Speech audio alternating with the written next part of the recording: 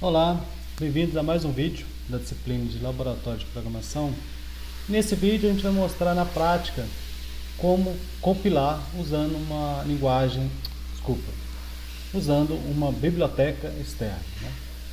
Então a gente falou no vídeo anterior um pouco sobre o processo de compilação e agora vamos usar uma biblioteca. Vamos utilizar, por exemplo, a biblioteca libgd, biblioteca para gerar imagens, né, PNG, JPEG, você pode construir essas imagens. Para começar, a gente precisa, a primeira coisa é instalar essa biblioteca. No ambiente Linux, você tem normalmente duas opções. Você tem a biblioteca básica, por exemplo, eu preciso usar um programa que utiliza a biblioteca GD. O programa já foi compilado e eu preciso apenas executar aquele programa.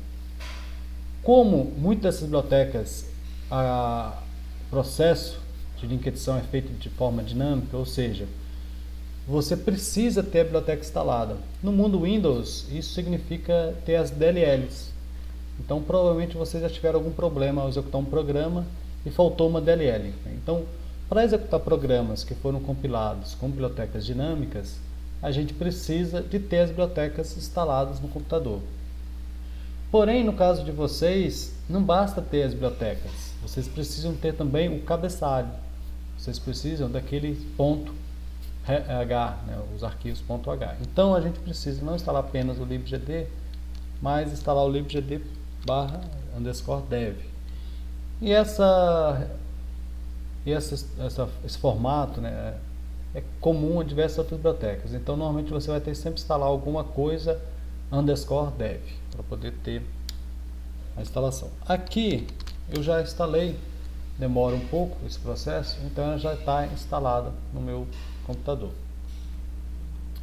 Tendo ela instalada, eu posso ir para o segundo passo, né, que é criar um programa com essa biblioteca. E na documentação, nós temos aqui um programinha de exemplo, né, um programa que cria aqui uma imagem, né, ele seta alguns valores para essa imagem, depois salva em PNG e salva também em JPEG. Vamos fazer o Ctrl+C, Ctrl+V e vamos tentar compilar.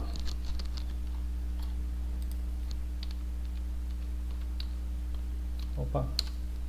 Então, tentei compilar, ele me deu um monte de erros aqui. Mas observe, né, como eu mostrei no vídeo anterior, os erros não ocorreram no processo de compilação. Esses erros ocorreram no processo de link edição. Por quê? O único erro que poderia acontecer no processo de compilação era, por exemplo, ele não encontrar, dar um warning, ele fala, olha, eu não estou encontrando esse gd.h. Mas, quando a gente instalou a biblioteca, ele instalou o gd.h e no caso do Linux, esse gd.h ele fica numa pasta padrão. Então, se a gente procurar ele aqui no use include, gd.h, ele está aqui, ó, gd.h, ok? Então ela está nessa pasta padrão mesmo aqui do user include. Só que não basta isso, né? Eu preciso também incluir a biblioteca, né? Então aquele .h ele é usado apenas para o compilador. Mas para o processo de link edição, para gerar o executável, eu preciso das bibliotecas. E é aí que ele coloca, você vai precisar da biblioteca GD, vai precisar da biblioteca PNG, né, que a gente está usando aqui, o JPEG também, a LZ, a FreeType, e ele incluiu até a biblioteca de matemática aqui, caso o teu compilador não adicione automaticamente. E aí eu posso agora, né, vou compilar, mas eu vou incluir essa biblioteca. Então agora ele gerou o executável, eu posso mandar executar.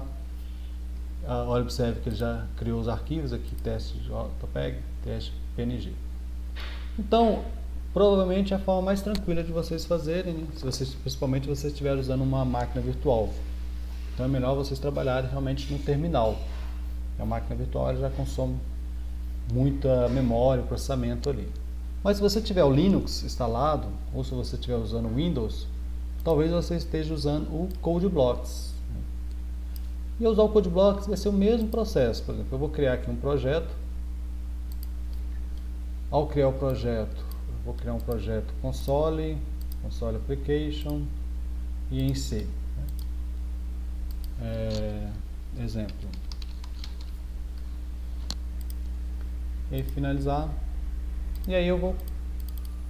Será que eu tô com. Ah não, agora eu já copiei aquela outra coisa, né? Vou copiar de novo o código fonte para o CodeBlocks, para o código aqui no CodeBlock, e vou tentar compilar. Mandar executar. E aí ele vai dar o mesmo erro, né? Aqui. Ele não vai encontrar essas. Deu um warning aqui. Não usar. Será que eu já está incluído aqui? Compiler. Linker. Pessoal, já deu erro. Eu tinha testado aqui. Então, no primeiro momento, quando vocês mandarem executar, ele vai dar um erro aqui. Settings, compiler.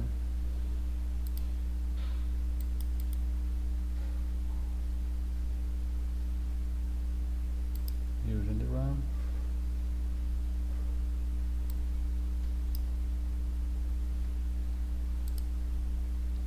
Então, clean aqui. Vou limpar. Então, build and run. Então agora eu limpei, né? Mandei compilar novamente. Aí ele apareceu aqueles mesmos erros, né? Então aqui, nesse caso, eu tenho que vir aqui, configuração, configurar compiler. Aqui em Linker Settings, né, nesse local, que eu vou copiar aquelas bibliotecas que eu preciso adicionar. Então eu adiciono aqui e mando executar. Então agora ele compilou tudo aqui. Naquela outra vez tinha dado certo porque eu já tinha compilado aqui antes para testar, né? Então deu tudo certo aqui. Se eu quiser dar uma olhada lá, no caso, esse workspace aqui não mostra outros arquivos, né? Então o teste.jpg e o teste.png foram gerados aqui com sucesso. Então, independentemente da biblioteca que vocês estão utilizando, vocês vão ter que incluir. Aí, em alguns casos, a gente vai ter que incluir não apenas as bibliotecas, mas a gente vai ter que incluir também, às vezes, a informação aonde está a biblioteca. Por exemplo, aqui no caso da PNG no Linux, ela já está no padrão. Às vezes, por exemplo, vocês têm que colocar o L maiúsculo e dizer, olha, a biblioteca está em user, local, lib, libgd. Então esse L aqui está dizendo, olha, procura essas bibliotecas nesta pasta. E às vezes até os próprios .h pode estar em outro local. Aí a gente vai usar o I maiúsculo de include. E procure lá em user, local, include, libgd. Então, em alguns casos, a gente tem que incluir, né, esse caminho. E normalmente a documentação das bibliotecas nos auxiliam nesse processo, ok? Então, basicamente é isso que eu queria mostrar para vocês. Boa sorte aí, e aí vamos tirando dúvidas, e no encontro remoto também a gente pode voltar a algum desses tópicos aqui. Até o próximo encontro.